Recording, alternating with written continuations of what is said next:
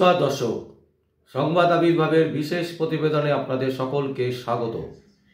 ব্রাত্য বসু একজন প্রকৃত নাট্যকার।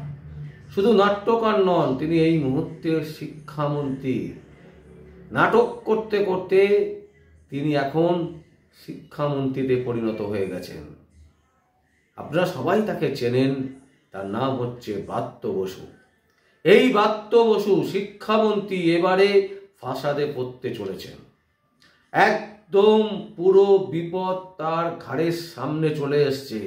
তার কারণ হচ্ছে চোর শিক্ষকদেরকে বাঁচাতে মরিয়া, এবং এই চোর শিক্ষকদের বাঁচাতে গিয়ে তিনি কিন্তু মমতা ব্যানার্জিকেও জড়িয়ে ফেললেন। একদম পরিষ্কার বলছি দর্শক, 16,000 সুপার নিউমেরিক পোস্ট তৈরি করেছিলেন রাজ্য সরকার। এই নিউমেরিক পোস্ট কেন তৈরি করেছিলেন?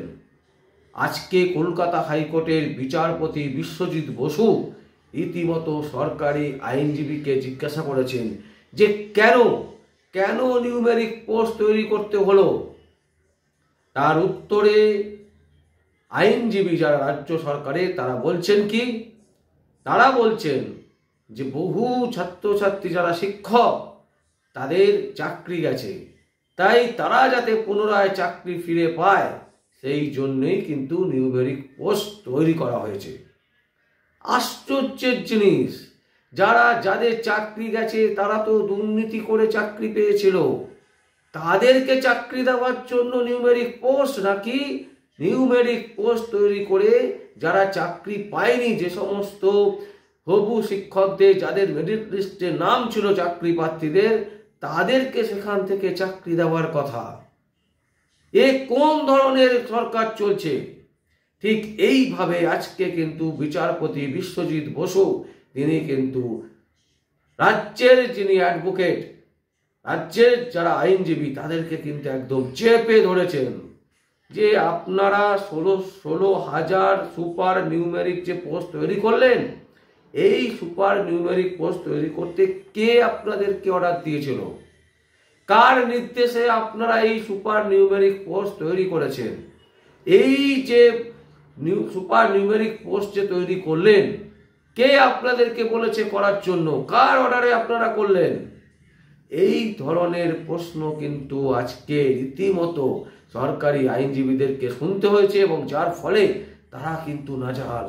কারণ ব্রাত্য বসুর নির্দেশে, অ্যাকচুয়ালি ব্রাত্য বসু হচ্ছে শিক্ষামন্ত্রী, তিনি শিক্ষা দপ্তরের সাথে কথা বলে মমতা ব্যানার্জির নির্দেশে কিন্তু এই ধরনের একটা সুপার নিউমেরিক পোস্ট তৈরি করার কথা কিন্তু তিনি বলেছিলেন।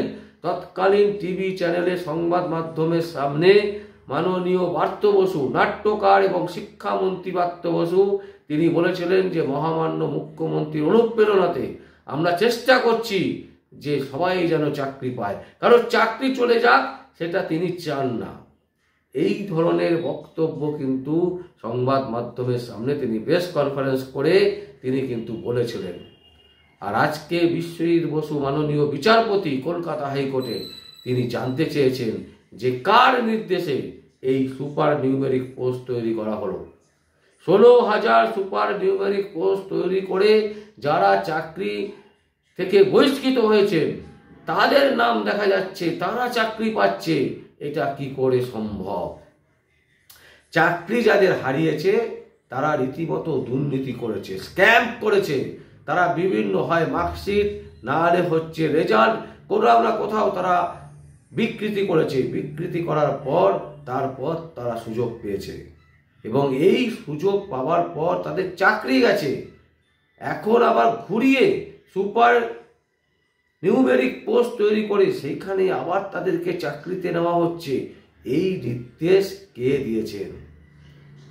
দর্শক, বিশ্বজিৎ বসু এখন এই কলকাতা হাইকোর্টের তিনি তার এজলাসে এই মামলাটা চলছে। এই মামলাটা সিবিআই তদন্তের নির্দেশ দিয়েছিল মাননীয় বিচারপতি অভিজিৎ গাঙ্গুলি। তার নির্দেশ ছিল যে সিবিআই এটার পুরো তদন্ত করুক। বর্তমানে সুপ্রিম কোর্টে এই মামলা পেন্ডিং আছে। রাজ্যের অ্যাডভোকেট জেনারেল যখন কলকাতা হাইকোর্টে উপস্থিত হন বিশ্বজিৎ বসু মাননীয় বিচারপতির কাছে, তাকে যখন বলা হয় কিশোর দত্ত, তিনি বলেন যে কোথায়, আমি তো কিছুই জানি না, এই ধরনের সুপার নিউমেরিক পোস্ট তৈরি করা যায় নাকি? তিনি কিন্তু উল্টে এই কথাটাই বলেছেন কলকাতা হাইকোর্টে আজকে মহামান্য বিচারপতি বিশ্বজিৎ বসুর এজলাসে। তাহলে প্রশ্ন উঠছে যে নাট্যকার শিক্ষামন্ত্রী ব্রাত্য বসু কার নির্দেশে তিনি এই সুপার নিউমেরিক পোস্ট তৈরি করলেন? সুপার নিউমেরিক পোস্ট তৈরি করার মূল কারণ ছিল সেটা হচ্ছে যে যারা চাকরি পায়নি, মেরিট লিস্টে যাদের নাম উঠেছিল, যারা চাকরি পাওয়ার যোগ্য তারা চাকরি পায়নি, তাদেরকে ওখান থেকে সিলেকশন করে পরপর করে তাদেরকে চাকরি দেওয়া হবে। এই রকম 16,000 পোস্ট ক্রিয়েট করা হয়েছিল, যেটাকে বলা হচ্ছে সুপার নিউমেরিক পোস্ট। অথচ সেই 16,000 নিউমেরিক পোস্টে দেখা যাচ্ছে যাদের চাকরি গেছে, তার মানে যারা দুর্নীতি করেছিল, টাকার বিনিময়ে যারা চাকরি পেয়েছিল, সেই রকম হবু শিক্ষকেরা যারা টাকার বিনিময় অথবা জাল করে শিক্ষাক্ষেত্রে চাকরি পেয়েছিলেন, তাদেরকে নেওয়া হচ্ছে সুপার নিউমেরিক পোস্টে, তাদের নাম দেখা যাচ্ছে। এই কথা উল্লেখ করে কলকাতা হাইকোর্টে একটি মামলা হয়েছিল এবং সেই মামলায় মাননীয় বিচারপতি অভিজিৎ গাঙ্গুলি সিবিআই তদন্তের নির্দেশ দিয়েছিলেন। বর্তমানে সেই তদন্ত সুপ্রিম কোর্টে এখন ঝুলছে, সুপ্রিম কোর্টে মামলাটা পেন্ডিং আছে। ঠিক সেই মামলারই একটি মামলা যেটা বিশ্বজিৎ বসু মাননীয় বিচারপতির এজলাসে গিয়ে পৌঁছায়। বিচারপতি বিশ্বজিৎ বসুর এজলাসে এই রকমই একটি মামলা দায়ের করা হয় এবং সেই মামলা শুনানি চলাকালীন বিশ্বজিৎ বসু মাননীয় বিচারপতি তিনি কাগজপত্র দেখে একেবারে বিস্ময় প্রকাশ করেছেন। এমনকি রাজ্য সরকারকে রীতিমতো কোণ ঠাসা করে দিয়েছেন, বলেছেন যে 16,000 যে সুপার নিউমেরিক পোস্ট তৈরি করা হলো, সেইখানে যাদের চাকরি গেছে তারা সেই চাকরি পাচ্ছে কি করে? আর এই সুপার নিউমেরিক পোস্ট তৈরি করার অর্ডার কে দিয়েছে? এই প্রশ্ন কিন্তু আজকে বড় হিসাবে দেখা দিয়েছে কলকাতা হাইকোর্টে। এবং কলকাতা হাইকোর্টে রাজ্যের অ্যাডভোকেট জেনারেল যিনি হচ্ছেন কিশোর দত্ত, তিনি বলছেন যে এই বিষয়টা তো আমার জানা ছিল না, আর এইভাবে সুপার নিউমেরিক পোস্ট তৈরি করা যায়, এই প্রশ্ন তার মুখেও শোনা গেছে।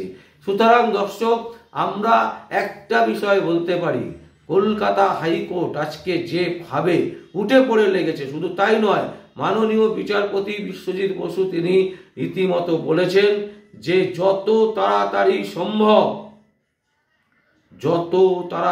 সম্ভব সমস্ত তথ্য প্রমাণ কলকাতা হাইকোর্টে বিশ্বজিৎ বসুর এজলাসে জমা করতে বলা হয়েছে এবং জানতে চাওয়া হয়েছে যে কার নির্দেশে এই সুপার নিউমেরিক পোস্ট তৈরি করা হয়েছে, যত তাড়াতাড়ি সম্ভব। এবং এই সংক্রান্ত বিষয় আগামী দিনে আবার কিন্তু মামলাটা উঠবে এবং বিশ্বজিৎ বসু মাননীয় বিচারপতি তিনি কিন্তু এই মামলাটা শুনবেন এবং শেষ করবেন, তার রায় দেবেন। তিনি কিন্তু এইভাবেই নির্দেশ দিয়েছেন যে 16,000 সুপার নিউমেরিক পোস্ট তৈরি করেছেন যিনি, তার নাম কে এই অর্ডারটা দিয়েছে, এই বিষয়টা নিয়ে তিনি কিন্তু একেবারে পরিষ্কার জানতে চেয়েছেন আজকে। এবং আজকে এই জায়গা থেকে বলা যেতে পারে যেটা একটা গুরুত্বপূর্ণ এবং উল্লেখযোগ্য নিউজ, যেটা হচ্ছে মাননীয় ব্রাত্য বসু কিন্তু এবার ফেঁসে গেলেন এবং শুধু তিনি নন, তিনি কিন্তু ফাঁসিয়ে দেবেন এবারে মাননীয় মুখ্যমন্ত্রী মমতা ব্যানার্জিকেও, কারণ তার নামটাও কিন্তু উঠে আসবে। সুপার নিউমেরিক পোস্ট যখন তিনি তৈরি করেছিলেন, ব্রাত্য বসু রীতিমতো প্রেস কনফারেন্স করে বলেছিলেন যে মাননীয় মুখ্যমন্ত্রী মমতা ব্যানার্জির নির্দেশে তারা চেষ্টা করছেন একটা সুপার নিউমেরিক পোস্ট তৈরি করে সেই পোস্টে ছেলে মেয়েদেরকে চাকরি দেওয়ার। এই কথা কিন্তু তিনি বলেছিলেন একটি প্রেস কনফারেন্স করে এবং আজকে রাজনৈতিক মহল থেকে শুরু করে কলকাতা হাইকোর্টের আইনজীবীদের মধ্যে কিন্তু একটা বিশাল উল্লেখযোগ্য বলা যেতে পারে, তারা কিন্তু কানাঘুষো করতে শুরু করে দিলেন যে ব্রাত্য বসু তাহলে কি এবার ফাঁসলেন। দর্শক, শুধু ব্রাত্য বসু নন, মাননীয় মুখ্যমন্ত্রী মমতা ব্যানার্জির নামও কিন্তু এবারে এই মামলাতে জড়িয়ে যাবে বলে আমরা বিশ্বাস করছি। দর্শক, আপনাদের যদি কিছু বলার থাকে আপনারা অবশ্যই আমাদের কমেন্ট বক্সে কমেন্ট করবেন। আর দেখতে থাকুন পরবর্তী সংবাদ আবির্ভাবে।